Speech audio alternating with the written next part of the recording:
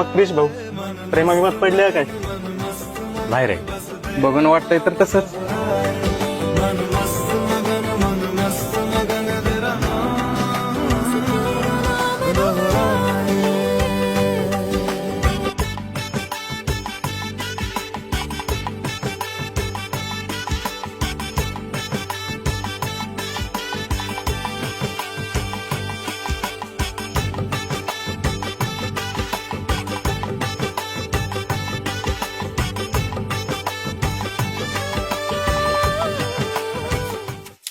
Akku